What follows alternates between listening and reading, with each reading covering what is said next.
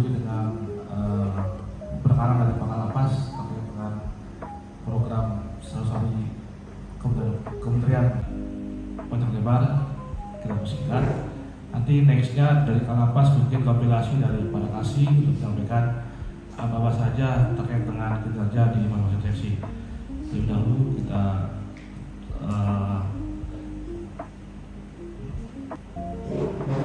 buka dengan Bismillahirrahmanirrahim. Mohon izin Bapak Kalapas untuk memberikan paparan perkaran maupun tempat silakan.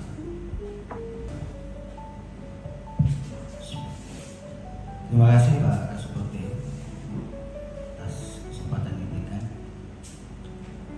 Assalamualaikum warahmatullahi wabarakatuh. Selamat siang, salam sejahtera untuk kita sekalian. Salam Om Swastiastu, Namo Buddhaya, salam kebajikan. Alhamdulillah, bersyukur kita panjatkan kehadirat Allah Subhanahu wa Ta'ala Tuhan Yang Maha Esa.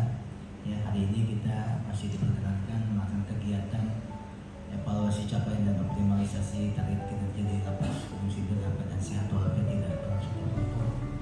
Pada kesempatan ini saya akan menyampaikan evaluasi capaian dan optimalisasi target kinerja program 100 hari kerja Menteri Imigrasi dan Pemasyarakatan yang sedang kita bahas di Lapas Narkotika kelas 2 Gunung Sindur. Next.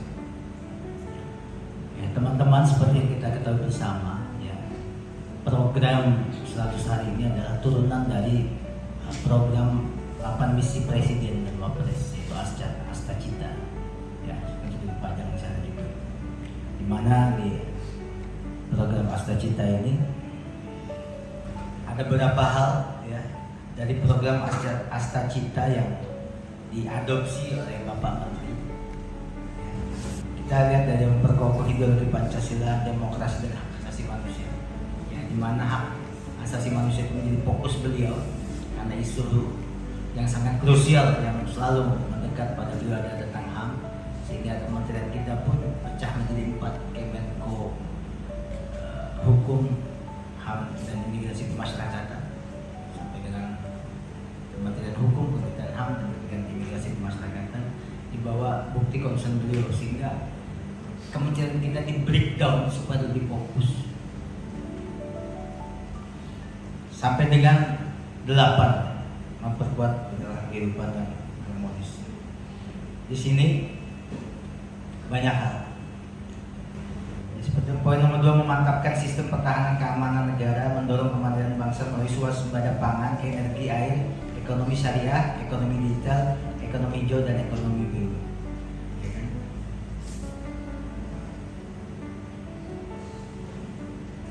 Ini yang menjadi turunan di program 13 program akselerasi Pak Menteri. Yang pertama itu tentang memberantas peredaran narkoba, ya.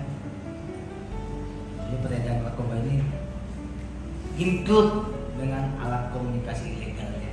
Makanya itu dan pelaku penipuan dengan berbagai modus dan urutan, yaitu skimming atau geledekan itu yang terkenal di sini. Itu semua akar masalahnya adalah alat komunikasi ilegal atau handphone. Itu masuk satu poin menjadi program akselerasi Pak Menteri. Kemudian nomor 2 ada pemberdayaan warga binaan untuk mendukung ketahanan pangan. Yang ketiga, penguatan dan peningkatan pendayaan warga binaan untuk menghasilkan produk UMKM. Bantuan sosial kepada keluarga warga binaan yang kurang mampu dan masyarakat di sekitar UPT Pemasyarakatan. Tentang over capacity, ya, dan juga kalau untuk masyarakat kita akan membangun lapas model Maximus. Untuk kita di sini sesuai dengan perintah harian, ya, ada 5 poin, ya, bagaimana memahami reintegrasi sosial sebagai tujuan pemasyarakatan dalam melaksanakan tugas, melaksanakan tusi pemasyarakatan dengan penuh rasa tanggung jawab didasarkan pada keikhlasan berbagai bentuk pengabdian setinggi-tingginya untuk bangsa dan negara, dan menjunjung tinggi etika organisasi yang berorientasi untuk pelayanan publik yang prima dengan meningkatkan kepuasan pekerjaan masyarakat dengan memperkuat komitmen, loyalitas, integritas, serta sinergi kolaborasi antar stakeholder baik internal maupun eksternal. Memastikan penyelenggaraan fungsi pemasyarakatan mulai dari pelayanan, pembinaan, pembimbingan, kemasyarakatan, perawatan, pengamanan, dan pengamatan berjalan dengan baik senantiasa menunjukkan peningkatan dari waktu ke waktu. senantiasa menunjukkan peningkatan dari waktu ke waktu. Ini saya garis bawah. Jadi nggak stuck. Jadi senantiasa menunjukkan peningkatan dari waktu ke waktu. Terakhir, mewujudkan diri dan organisasi yang bersih, terbebas dari penyalahgunaan dan peredaran narkoba serta bullying. Itu yang terakhir. Jadi ini menjadi dasar kita. Dasar Pak Menteri juga memberikan program akselerasi Kementerian Imigrasi dan Pemasyarakatan sebagai kementerian baru yang dituntut oleh pemerintah dan juga Bapak Presiden untuk bisa lebih fokus. Makanya dibuatkan lagi. Tidak lagi kita membahas tentang pembinaan hukum, tentang HAM yang lain, tapi fokus tentang tusi kita di pemasyarakatan. Ya. Ini menjadi frame kita untuk melangkah ke depan. Next. Dari hal itu semua, ya, ini kita bisa melihat banyak hal, ya, dari hasil evaluasi review yang terjadi di satuan kerja. Sebenarnya kalau saya bawa ini bisa di video. Bagaimana banyak berita viral tentang hal yang negatif, mulai dari peredaran dalam narkoba, penipuan atau skimming, geledekan itu, yang mana akar masalahnya ada di handphone. Ya. Dan kita ketahui di tempat kita masih belum steril. Tidak ada satupun orang yang bisa memastikan suatu lapas selalu steril, karena kita ini sifatnya adalah real time. Detik ini, siang ini, kita bisa bilang steril. Who knows, siapa yang tahu sore nanti, malam nanti, besok pagi. Karena ini sifatnya bukan sesuatu yang bisa dipastikan. Nah, ini berjalan, dinamikanya terus. Elektabilitas keamanan terdepan ini terus berjalan secara fluktuatif, seperti keimanan dan ketakwaan kita masing-masing, kadang naik, kadang turun. Dan ini harus dijaga dengan integritas yang kuat. Ya. Handphone itu alat, sebagai alat untuk melakukan hal apapun. Kita udah lakukan di sini operasi simpatik, bersinar berapa ratus kemarin kita musnah. Tapi tidak menutup kemungkinan handphone itu masih ada di dalam. Karena apa? Kalau kita bicara integritas, kita pastikan kita akan berintegritas. Saya optimis, saya tidak mau berburuk sangka dengan teman-teman. Ya, kita berintegritas, tidak ada lagi yang membawa, setiap masuk diperiksa handphone dititipkan. Tapi sesuatu yang ada di dalam, selama barang sekecil ini masih bisa disembunyikan, kemungkinan masih ada di dalam itu masih ada. Ya. Itu yang menjadi tantangan. Alhamdulillah di lapas narkotika Gunung Sindur ini kita belum overcrowding, ya, masih di bawah kapasitas. Ini menjadi hal yang membuat kita harusnya bisa lebih dari. Seperti yang disampaikan Pak Dirpa Mintel yang lama, yang baru ini, yang lama. Ya, waktu saya menghadap dengan Pak KPLT. Lapas Gunung Sindur itu harusnya terdepan dari yang lain. Karena dari dukungan operasional kita ini lebih memadai. Dari bangunan, sarana pengamanan itu lebih memadai dibanding lapas lain. Lebih memadai dibanding lapas Serang, Rutan Depok aja seperti itu. Jadi sebenarnya kita tuh harusnya tingkat kesulitannya lebih rendah, apalagi tidak ada overkapasitas, harusnya lebih mudah.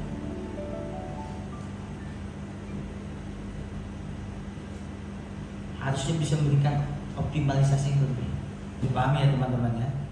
Juga tentang steril komunikasi ilegal itu ada HP, laptop, ya, baik kasih maupun kasubsidinya, ya, sebagai bentuk upaya mendukung program menteri ini. Nanti kita ekspos, kita laporkan langsung ke pimpinan. IG kita tuh selalu di-repost oleh Pak Menteri. Ya, teman-teman tahu sendiri. Ya, jadi progres kita dipantau dan dimonitor. Kemudian yang ketiga adalah berantas segala bentuk penipuan dan pungutan liar. Kalau handphone yang sudah bisa diberantas, mudah-mudahan poin ketiga ini juga bisa kita zerokan. ini juga bukan hanya dari warga binaan, kitanya juga jangan juga ngibulin anak dalam atau juga mau pungli. Nggak perlu begitu. Kalau kalian sudah bisa komunikasi baik, menjalin persahabatan yang baik, yang namanya sahabat itu ya, dengan siapa saja, mau kita dengan apa, nggak ada masalah bersahabat. Kita susah kan dibantu dia, mereka susah juga kita yang bantu dia. Dia sakit kita yang susah. Jangan khawatir, tapi tetap ya, tanpa melakukan hal-hal yang tidak terhormat atau tercela, kalian pun akan terbantu. Nggak usah khawatir. Kemudian yang keempat yaitu dengan pemberdayaan warga binaan untuk mendukung ketahanan pangan. Ini sudah kita jalankan ya Pak Kasih giat ya, untuk kita melakukan pemberdayaan ini di sarana asimilasi edukasi kita yang ada di sebelah. Mungkin masih tahap awal ini, kita banyak perjuangannya, tapi mudah-mudahan ke depan bisa jalan. Nanti bisa dipaparkan ya dari poin 1 sampai 4 ini. Nanti saya minta Pak Kasih juga memaparkan progres yang sudah dicapai di sini. Sudah dicapai supaya teman-teman tahu sudah capai di mana, kendalanya di mana, yang bisa kita evaluasi bersama. Kemudian poin kelima adalah optimalisasi dan pendayagunaan warga binaan untuk produk UMKM. Dan ini juga sudah berjalan. Nanti ke depan juga kita tambah lagi ya, sudah akan mengundang rekanan kita yang dari Pokmas ya, kelompok masyarakat peduli pemasyarakatan, Pokmas Litpas. Nanti datang memberikan pelatihan produk UMKM lagi, supaya nanti bisa bukan hanya dijual tapi juga buat mereka bisa menjadi alternatif mereka untuk nanti berwirausaha ketika bebas. Paling tidak dengan itu nanti mereka bisa berwirausaha. Dan keenam yaitu bansos untuk keluarga WBP yang tidak mampu dan masyarakat sekitar. Kemarin sudah coba kita buat dan kita laporkan dan sudah jadi post di IG, di post Pak Menteri ya, Pak Fikri ya. Ya ini kan nanti dijalankan supaya tidak memberatkan, karena akan menjadi program yang terjadwal ke depan. Itu akan diambil dari hasil kegiatan kerja dan CSR dari rekanan, baik dari rekanan kita yang ada di sini maupun juga dari teman-teman koperasi yang menyisihkan sebagian keuntungan di tiap bulan untuk menjadi program akselerasi yang kita jalankan di sini. Teman-teman ya, kalau kita selama ini mendengar slogan ketika bekerja, kerja keras, kerja cerdas, kerja ikhlas, kerja tuntas, itu akan sesuatu yang ideal. Mendengarnya saja udah membuat kita berat, apalagi melaksanakan. Kerja keras, kerja cerdas, kerja ikhlas, tuntas. Gimana tuntas? Mulai aja belum, udah kebayang itu berat. Mudah-mudahan kalau tagline-nya saya buat, mari kita laksanakan ini dengan sepenuh hati. Sepenuh hati itu adalah bagaimana kita melaksanakan ini dengan penuh pengabdian, ketulusan dari hati, sebagai bentuk kecintaan kita kepada institusi kita, tempat kita bekerja, mencintai apa yang kita kerjakan, mencintai pekerjaan kita, supaya kita melaksanakan dengan mudah, tidak tertekan, tidak merasa berat. Bagaimana kita melaksanakan ini juga dengan hati. Kalau kita melaksanakan dengan hati, ya, itu membuat kita lebih terbuka untuk bisa bekerja sama, bersinergi, kolaborasi dengan siapapun untuk memudahkan. Tidak lagi berbicara dengan ego tentang saya, kamu, tapi kita. Bagaimana ini dilaksanakan dengan sesuatu yang lebih ringan, lebih mudah, tanpa harus mengedepankan keakuan kita masing-masing. Dan tentunya harus dengan hati-hati supaya kita bisa cerdas melihat situasi yang terjadi sekarang. Saya ambil contoh, ketika ada pengungkapan atau penggagalan di P2U pun, kan penggagalan di depan sebelum masuk, bos. Kalau udah di dalam itu namanya kegagalan, bukan penggagalan lagi. Di depan pintu kita nangkap saja, buka ada sabunnya, kita laporkan. Orang taunya penggagalan, tapi mereka melihat ini kenapa bisa datang? Wah, kenapa bisa sabu ini datang ke lapas? Siapa yang memesan? Bagaimana cara dia memesan? Kok bisa memesan? Ujungnya kan pakai begini, bos, handphone. Itu kadang-kadang teman-teman gue melakukan ekspos beritanya di dalam. Termasuk bagaimana kita sekarang melakukan sterilisasi di dalam sini. Ya, ada operasi simpatik bersinar. Bagaimana kita masuk supaya tidak menimbulkan gejolak, supaya teman-teman warga binaan itu pasti tidak nyaman dengan disidang di gereja. Tapi mereka tumbuh kesadaran, menyadari memang ini kesalahan. Bukan serta-merta kita dapat perintah seperti dari langit main hajar, situasinya menjadi ada gesekan, menimbulkan gejolak, menjadi sesuatu yang kontraproduktif dengan kita menjaga kondusivitas dalam pas ini. Semoga bisa kita laksanakan dengan sepenuh hati, dengan hati dan berhati-hati. Terima kasih yang bisa saya sampaikan.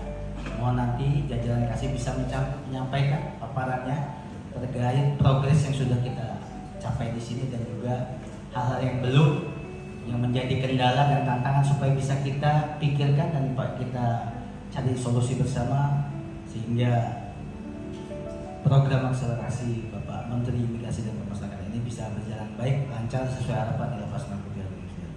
Terima kasih, kurang lebihnya mohon maaf. Saya cukupkan. Wassalamualaikum warahmatullahi wabarakatuh. Terima kasih Bapak. Mungkin kompilasinya yang tadi kita sepakati, terima kasih Pak Rizky untuk mendukung tadi yang poin 4 dan poin 5 itu ketahanan pangan. Poin 4 kami silakan Pak Rizky. Oke, terima kasih. Izin Bapak, saya akan memaparkan kinerja dan program akselerasi Menteri Imigrasi dan Pemasyarakatan tahun 2024 di seksi kegiatan kerja. Next. Yang pertama yaitu perjanjian kinerja untuk seksi kegiatan kerja tahun 2024. Yang pertama yaitu persentase narapidana yang memperoleh pendidikan dan pelatihan vokasi bersertifikasi. Kita sudah mencapai target 34%, yaitu 20 orang telah mendapatkan sertifikasi. Untuk kegiatan program pelatihan masakan Nusantara, yaitu untuk mendukung UMKM sendiri.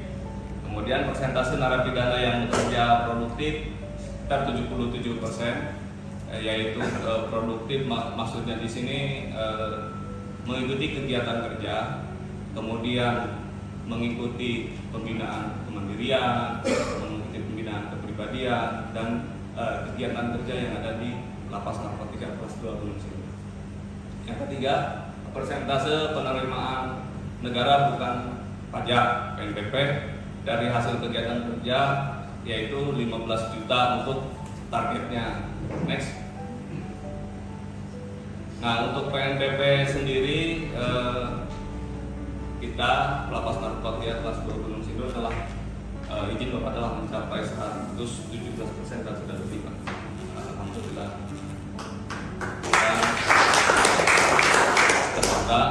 Dan telah disetorkan sebesar 17.681.850, itu sekitar 117,9%. Mungkin yang terakhir nanti di bulan ini sampai sekitar 119% mungkin Pak. Jadi kita alhamdulillah telah melebihi. Next. Ini program akselerasi Menteri Imigrasi dan Pemasyarakatan, yaitu untuk mengoptimalisasi kegiatan kerja di Lapas Narkotika Gunung Sindur. Kegiatan kerja melaksanakan 3 program dari 13 program akselerasi Menteri Imigrasi dan Pemasyarakatan tahun 2024, yaitu sebagai berikut. Yang pertama, memberdayakan warga binaan untuk mendukung ketahanan pangan, seperti tadi target prioritas Lapas Narkotika Gunung Sindur yang telah dipaparkan oleh Pak Kalapas. Kemudian penguatan dan peningkatan pendayagunaan warga binaan untuk menghasilkan produk UMKM, dan bantuan sosial keluarga binaan yang kurang mampu dan masyarakat sekitar area UPT pemasyarakatan. Ini maksudnya yang apa yang kegiatan kerja lakukan atau laksanakan, hasilnya itu disisihkan untuk bantuan sosial kepada warga binaan yang kurang mampu. Next. Memberdayakan warga binaan untuk mendukung ketahanan pangan. Untuk melaksanakan program tersebut, seksi kegiatan kerja telah melakukan langkah-langkah sebagai berikut. Yang pertama, membuat kegiatan penggilingan padi. Kemudian, mengoptimalisasi kegiatan budidaya ikan nila, mengoptimalisasi kegiatan budidaya ayam petelur, mengoptimalisasi pertanian hortikultura, tanaman cabai, mengoptimalisasi kegiatan pembuatan pakan ikan dan pakan ayam. Next.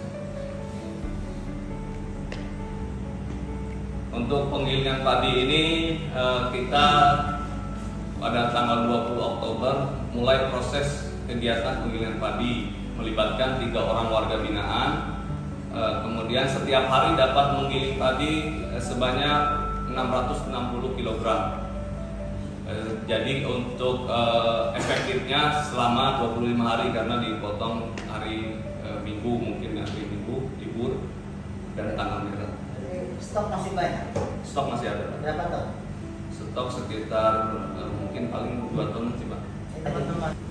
Ya, dari hasil penggilingan padi tersebut per bulan dapat menghasilkan sebanyak 10,725 ton.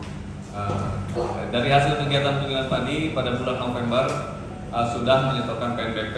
PNBP sudah Pak, sudah disetorkan sebesar 200.000. Kemudian direncanakan pada bulan Januari kita akan perjanjian kerjasama dengan pihak mitra. Jadi semua yang ada di kegiatan kerja di SAE akan dimitrakan. Jadi berarti bisa dihitung semuanya ya, Ya. termasuk mana yang nanti akan diarahkan ke nasional, PNBP, premi dan operasi. Ya. Sebelum menginjak ke draft ke table ini Pak, alhamdulillah Pak, waktu semester 1 di bulan Juli kita meraih kembali predikat kedua se-Kabupaten Bogor, di mana ada 150 satker di wilayah Kabupaten Bogor. Terbaik kedua Pak, bayangkan Pak, dari Depok, Bogor sampai Cipanas Pak, 2 wilayah di Bogor Pak. Bayangkan Depok, Bogor, Cipanas, Lido masuk Kabupaten Bogor, itu sudah kedua Pak. Nah, itu pertama kali saya bersyukur di semester 1 kita mendapat terbaik. IPA itu ialah indikator kinerja pelaksanaan anggaran, merupakan tolak ukur untuk mengukur kinerja yang dapat dalam Menteri Keuangan selaku penyelenggara negara. Ya, karena kalau melihat kinerja pelaksanaan anggaran Ini tanggal berapa? akhir November Pak, akhir November ya. Kalau kita mengukur kinerja pelaksanaan anggaran itu dilihat dari IPA Pak. IPA itu nggak bisa dibohong-bohongin. Ya, itu aplikasi sistematis yang dikelola oleh beberapa negara, yaitu Menteri Keuangan. Ini IPA aja, smartnya nggak masuk. Nggak dimasukin. Enggak Pak, IPA Masih ya, Pak. belepotan. Smartnya belum, karena masih proses Pak. Jadi mudah-mudahan di endingnya Pak, di akhir tahun kita mencapai 99%. Ya, amin Pak. Karena nggak mungkin kita mencapai 100% Pak, karena ada ecek-ecek yang tertinggal Pak. Tapi nilai harus 100 ya. 100. Bahkan ada yang bisa minus Pak, minus. Nggak apa-apa. Kalau Terkait dengan belanja pegawai Pak, bisa minus. biasa aja. Assalamualaikum warahmatullahi wabarakatuh. Selamat siang, salam sejahtera bagi kita semua. Mohon izin Bapak Kalpas yang kami hormati, Pak Kalpas, pejabat struktural Eselon 4 Eselon 5, para petugas di Lapas Nurka Gunung Sindur. Mohon izin Bapak, kami akan memaparkan terkait capaian target kinerja dan program akselerasi di seksi Binadi. Tusi Binadi sesuai dengan Orta Lapas di Permenkum 2011. Next. Baik, terkait di Binadi kami memaparkan terkait kendala-kendala Pak, terkait subsidi registrasi. Kendala yang dihadapi yaitu masih terdapat data WP yang kurang lengkap dan tidak sesuai dengan STP, karena beberapa waktu kami mendapat perangkat dari lapas lain itu masih ada tidak tersesuai, bahkan ada yang masih berstatus tahanan Pak. Yang kedua, masih terdapat pemberian susulan dari WWP karena beberapa UPT yang mengirimkan mutasi WP ke sini masih banyak yang belum mendapatkan haknya berupa hak remisi, sehingga kami memberikan remisi susulan. Yang ketiga, masih terdapat WP yang tidak mengikuti tahapan pembinaan, remisi dan ekspirasi, karena kami mengetahui di dalam mereka masih menanyakan kapan mulai pengurusan atau segala macam Pak. Dan keempat, menggunakan self service SDP yang belum maksimal. Untuk solusi dari subsidi registrasi terkait permasalahan itu yaitu melakukan pendataan ulang terhadap WP yang baru atau mutasi. Jadi setiap WP yang masuk kami melakukan roll ulang Pak, pengecekan terkait berkas-berkasnya. Dan yang kedua, menerapkan sistem penilaian pembinaan kepada WP yang akan diberikan remisi. Jadi kami sebelum melakukan pemusuhan hak-haknya, kami tetap melakukan komunikasi dengan para wali terkait SPP. Next. Dan untuk mendukung program akselerasi, terdapat satu poin dari program akselerasi Pak Menteri untuk mengatasi permasalahan overkapasitas dan overcrowding, di mana Binadi ini mendorong untuk pemberian hak-haknya berupa hak integrasi dan hak remisi. Untuk pada tahun 2024 jumlah remisi yang diberikan sebanyak remisi umum sebanyak 927 warga binaan, remisi khusus 1086, remisi lansia 1 warga binaan, remisi sakit 1 orang, dan jumlah WP yang mendapatkan integrasi sebanyak PB 322 orang, CB 2 orang, dan CMB 3 orang. Next. Baik, demikian paparan terkait sesi ini. Terima kasih Pak. Terima kasih Titik telah melakukan paparan. Berikutnya dari Pak Kasih persiapan untuk paparan. Assalamualaikum warahmatullahi wabarakatuh. Oleh subseksi keamanan, kemudian yang kedua adalah dari subseksi pelaporan dan tata tertib atau portatif. Dari subseksi keamanan itu ada indikator kinerja utamanya. Yang pertama adalah perawatan senjata api. Untuk setahun ini kita sudah melakukan 11 perawatan sepanjang 2024. Kemudian ada kendala kurangnya petugas yang menguasai teknis perawatan senjata dan jadwal perawatan sering berbenturan dengan tugas. Kalau ini alasannya Pak, mohon maaf nih Pak. Terus kemudian solusinya adalah mengadakan bimtek kepada petugas terkait perawatan senjata api. Kemudian yang kedua, kontrol sarana keamanan. Ini juga khusus di sekontrol sarana keamanan kita selalu berkoordinasi, berkolaborasi, dan bersinergi dengan jajaran KPLP.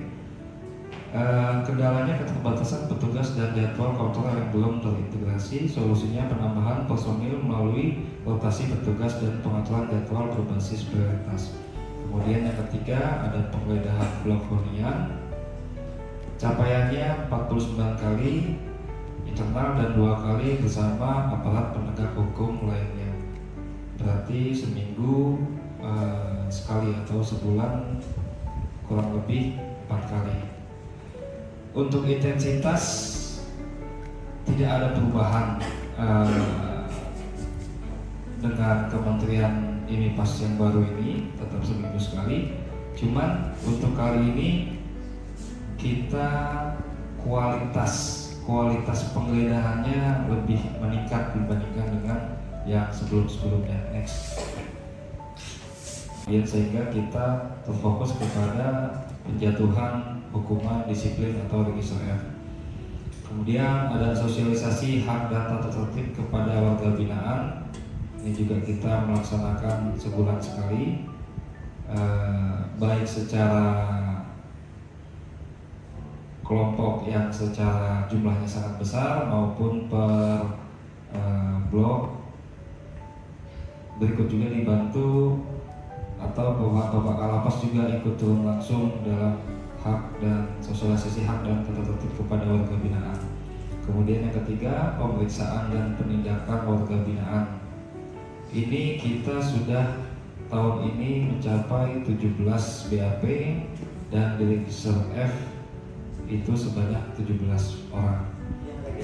Alhamdulillah pada 11 September 2024 saya melaksanakan tugas di Lapas Narkotika sebagai KPLP.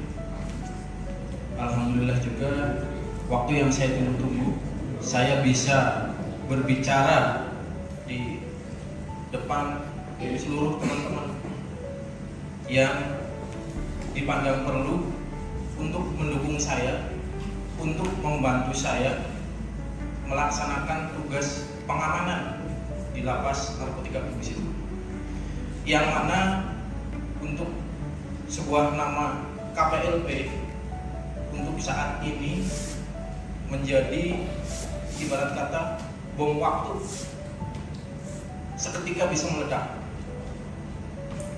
Yang baik ini saya mohon, saya berharap ya, ayo bersama-sama bekerja, sama-sama bekerja, sukses bersama-sama untuk menjaga nama baik Lapas Narkotika Bugis. Mudah-mudahan sampai kapanpun dalam situasi aman, tertib, solid. Amin. Pada kesempatan ini saya akan menuangkan apa yang telah di jajaran pengamanan lakukan dari mulai pecahnya institusi ini yang tadinya Kementerian Hukum dan HAM berubah menjadi Kementerian Imigrasi dan Pemasyarakatan. Kami sudah sepakat bertobat, ya, kami sudah bersepakat bertobat, yang mana ujung tombak suatu lapas atau rutan adalah jajaran pengamanan, senantiasa berjibaku dengan warga binaan 1x24 jam. Sangat-sangat dibutuhkan kerjasama solid untuk teman-teman di lingkungan Lapas Narkotika Bugis itu. Program demi program, arahan demi arahan Bapak Menteri yang baru sudah kami tuangkan, sudah kami sepakatin. Next, ini wujud dari kesepakatan bersama. Ini seluruh Karupam dan Wakarupam saya dudukin bersama, ya. Jangan nakal di dalam, arahan saya. Jangan nakal di dalam, jangan mencari ceperan di dalam. Saya berkomitmen, saya yakin kami pasti bisa. Maka dari itu kami bersepakat keluar dari zona nyaman selama ini. Itu biasanya nggak pulang-pulang di ruangan. Itu setiap malam saya edukasi, seperti kalau ada bioskop kan, pintu bioskop dibuka. Next.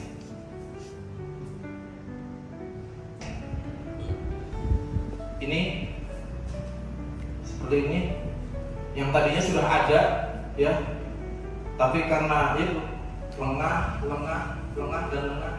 Alhamdulillah ketika momentum ini dioptimalkan lagi. Next,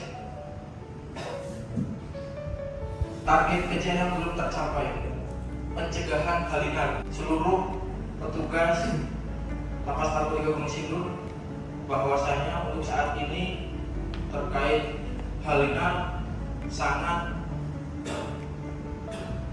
menjadi problemik yang sensitif dan mudah menjadi berita negatif. Penitipan handphone